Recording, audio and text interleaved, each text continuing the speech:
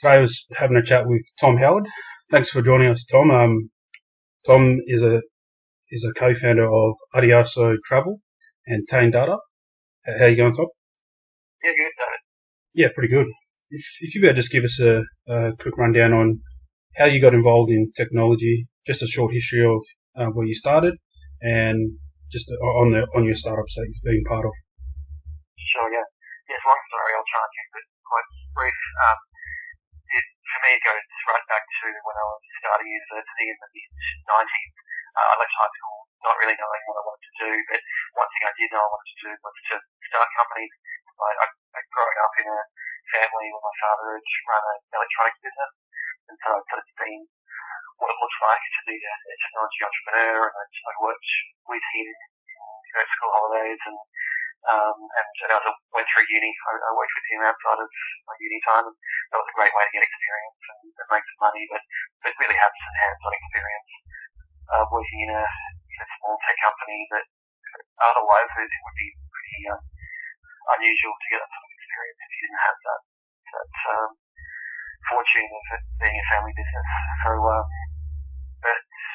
I started at Monash University in 1995 in a business degree, and up until that point, the internet was really only just starting to emerge. I sort of read about the internet in magazines, but it was when I got to university, was in a uni computer lab one day that I started playing around and found Netscape Navigator browser and email, and suddenly my imagination came alive, and I sort of instantly had a much better idea of what the future was going to be and what sort of work I'd like to do, and so pretty much straight away I started getting interested in teaching myself website development, and I built a website for my dad's company and for other friends' companies, and I finished my business degree, but the whole time I was a lot more interested in web and tech, and so as soon as I finished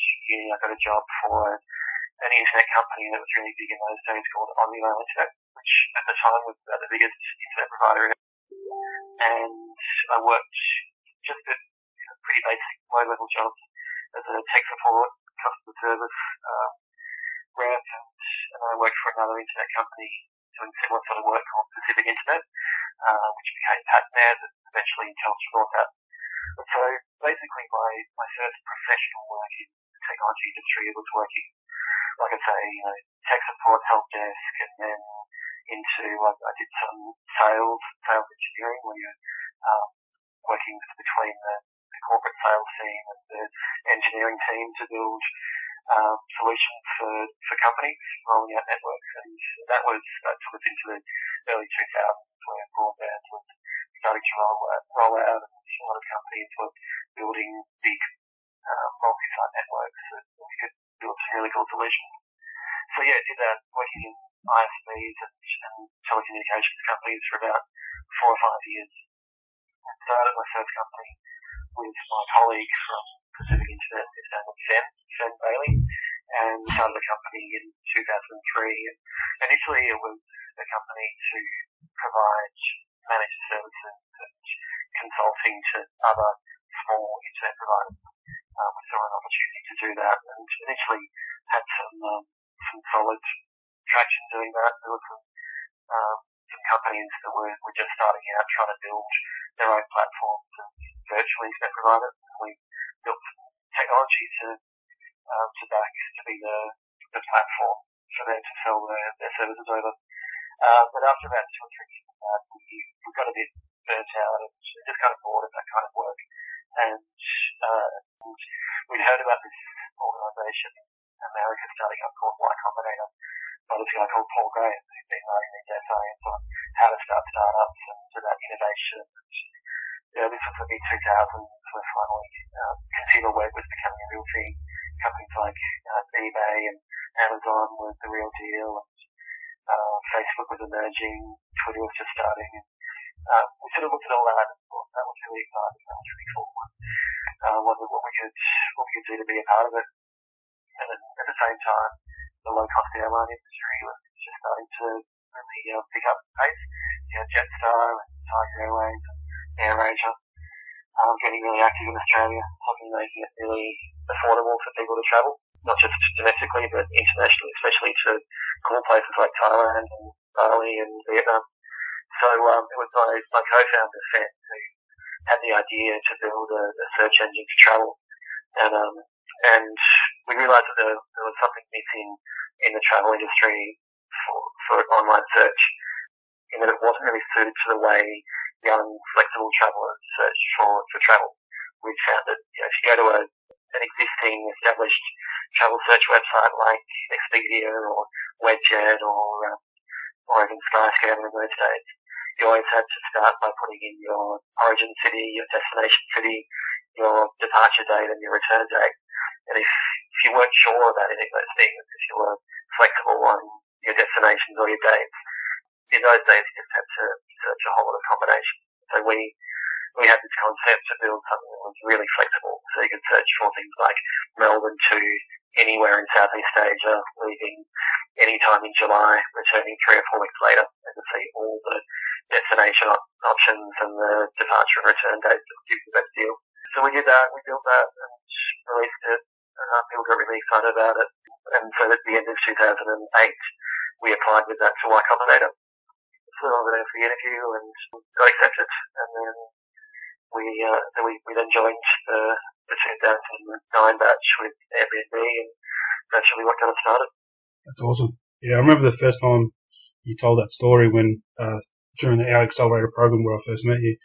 That just really pricked my ears up. And just a couple of questions, like with Airbnb, what was the things that you're saying that separated them from the bunch, if anything? Were they just normal guys, or what was the story behind them, and what was your experience working with them? Yeah, well, right from the beginning of when our batch came together, the way it works with YCombinator in those days was quite small. So we had all the interviews over one weekend, and then by the end of the weekend, they'd chosen all of the startups to go in the next batch, and everyone had been notified. And then they get everyone in for like an initiation meeting on the Monday morning, just for everyone to meet each other and just get a bit of an intro as to what's going to happen. So we went in there, and there was just this whole buzz from the YCombinator partners about Airbnb. Like, you could just tell they were really excited about this company, and the particular reason for that was that there was this story that they'd discovered in their interview with Airbnb about the breakfast cereal.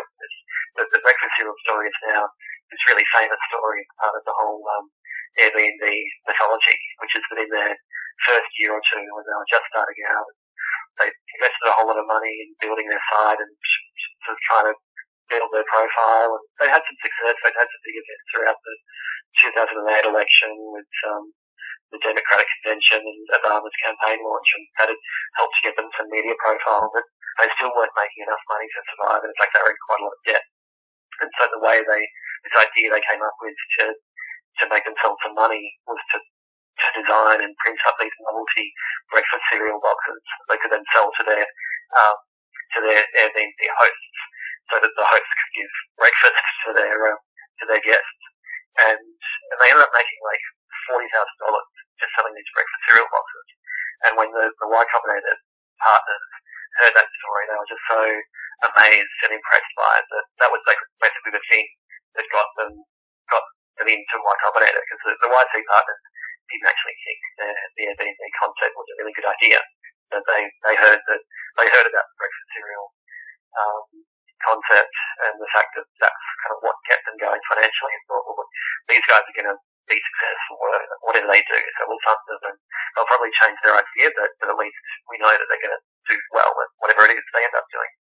And so, yeah, there was just this buzz, and I remember Paul Graham came up to me and Fen when we were in there, and because we were a travel company as well, he said, make sure you talk to the Airbnb guys and see what sort of, how you might be able to collaborate or support each other. So we got to know them quite well. But I have this really strong memory of the first time I met Joe face to face properly. I might have sort of briefly chatted with him before, but there was a time that really made an impact. Our first dinner, the first batch dinner, which they have every Tuesday night during your YCombinator program. I was just sitting there maybe next to Fan and maybe chatting with someone else, and sort of just casually. But there was just a gap at the table, and Joe just like walked up like really confidently and sat down and just sort of looked at everyone, just really enthusiastically, big smile, big sort of engaging demeanour. It was like, hey, how you doing? I'm Joe, and really made an effort to talk to people and get to know people and ask people questions, and really, I was just really struck by how this guy had this real charisma, and also the way he dressed, in a really flamboyant way, like he really stood out from the crowd. But there was something about his energy that was just very caring about other people, very generous in the way he interacted with other people, but just really made a striking impact. And as I got to know his other main co-founder, Brian, there was that same sort of energy. And I just remember as the batch progressed, as we'd have our Tuesday night dinners and other catch-ups, like every time you'd meet the guys, like they were always super interested and really supportive and really giving off this really positive vibe. And it wasn't us, it wasn't just us, it was everyone in the batch. They really wanted to get around and share their energy and share their enthusiasm. But then another thing that they did that I think is a really big part of what gave them momentum early on was they'd host these parties. They lived in this apartment in San Francisco that had a rooftop deck, and they would throw these parties where they put on some beer kegs and some other drinks and just invite people from the startup scene in San Francisco just come and hang out with them, and you'd go to these parties and the whole rooftop deck was full of people and the music would be blaring and everyone was having an amazing time, and sure enough, Joe and Brian would be just around, just really being the life of the party and really making everyone feel welcome and introducing people to each other and really trying to make sure everyone had a good time. So, I think back to those days and think about that energy and that positivity and that generosity that was there right from the beginning, and look to how they've progressed as a company, how they've overcome adversity at times. It took them a long time to really break out of being a smallish but promising company into really taking off and being a huge company. But even recently, like obviously with the COVID crisis, travel has been hit really hard, and their business was put in a hugely difficult, challenging company. The way I've heard them say it is that they were potentially nearly out of business. Like they've had to raise a huge amount of money, like a huge loan, difficult interest rates, just to get them through this period. And they've also had to lay off a whole lot of people and change a whole lot of plans about the way the company's run. They were planning to IPO this year. But even the way they've handled that situation, the way they made the announcement to their staff, and the way they've tried to support and help the staff that they've laid off, just really rings true with the good energy and the generosity and decency that I've always seen in those guys right from the beginning. Yeah, that's amazing what they've done. And from that experience, when the first time you told that story, it really resonated with me, and sort of what I pulled out of there, that building relationships and getting around and try to understand the business and what's involved to have a startup. And the way that you explained it and you connected with non-tech founders like myself was really easy to understand, and the way that I could really relate to the way that you speak and explain things. Last thing I wanted to do was just ask a couple of questions. The first question is, moving forward for businesses in this environment now with COVID-19, what are the emerging businesses, platforms, social media, you think that are going to benefit from COVID-19? Yeah, well, look, I mean, the obvious ones that have already grown a lot in the last few months is anything that supports remote work or location-independent work, moving people away from all having to be in the same office to working from home or from different locations. So, it's been around for a long time anyway. And video conferencing, Google Hangouts, Zoom, Slack, any online collaboration platforms like that have been growing and have had a huge lift. So that's inevitable, but that will continue. The stuff I look at, the stuff that I really pay a lot of attention to is people's personal well-being, people's emotional well-being.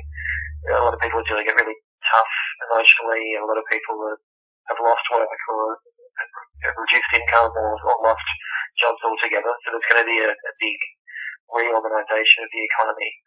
Obviously, certain industries are going to come back faster than others, and an industry that I've been heavily invested in for a long time, travel, is I think going to be very slow to recover. So we really don't know how long it's going to take for the world to get control of the pandemic, and so whether it's 1, 2, 3 years before people are travelling the way they used to, or even if they're not, that still remains to be seen. So that's one big example of an industry that is going to be a lot of people who have relied on that industry for their employment income for a long time.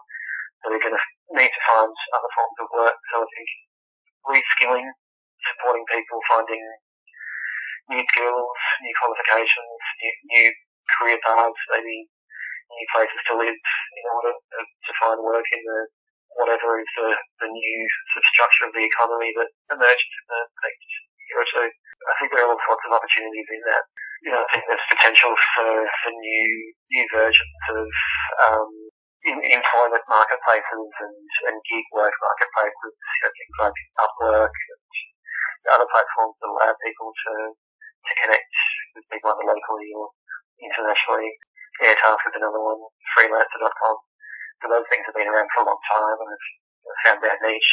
Whether those platforms will satisfy that need ongoing, or whether there's an opportunity for new platforms like that are more suited to a very changing world, I think it could quite likely be the case. That maybe there'll be a place for more domain-specific marketplaces, help people with particular skill sets or in particular markets or market niches to find opportunities. They're the sorts of things that come to mind.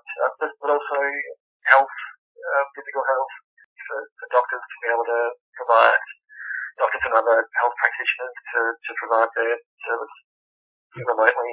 But also, getting back to emotional support, that's been a big personal interest of mine for a long time.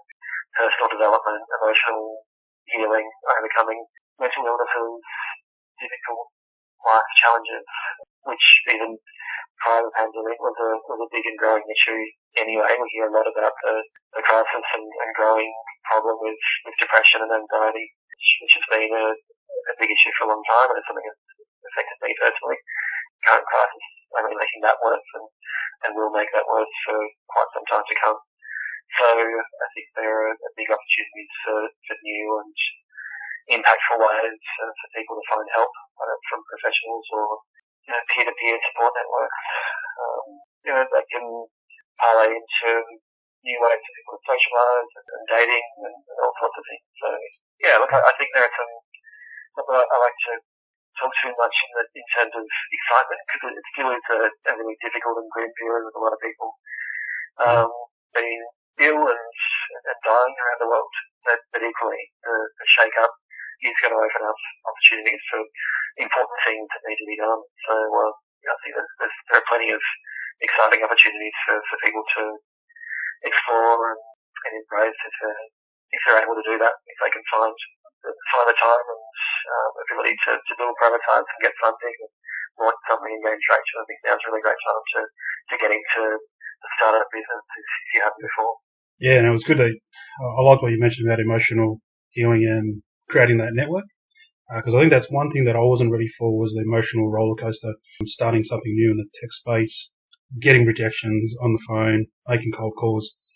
I didn't realize how much of an emotional effect that would have on me. But building that network, I think that really has given me that boost to keep on pushing. Whenever I'm feeling down, I make a phone call, whether it's to you or one of our other mentors. It just gives me that extra little push just to keep on going. If there's a tip you can give to new founders, new startups, a few little tips on how to deal with that emotional roller coaster, whether it's, exercising, going for a walk, diet. What would 3 tips that you'd have that you could share? Yeah, look, looking after yourself physiologically is essential. So, eating healthily, getting a good enough amount of exercise, getting good sleep, getting to sleep early, and getting up and having a regular routine around that. It's very easy to, I still do it. It's not great, but it's easy to get into the routine of staying up super late because you feel like you have to push yourself to get that feature done or get that proposal written or whatever. But the more you can keep to a regular daily schedule and have really good quality sleep, that's going to serve you much better in the long term.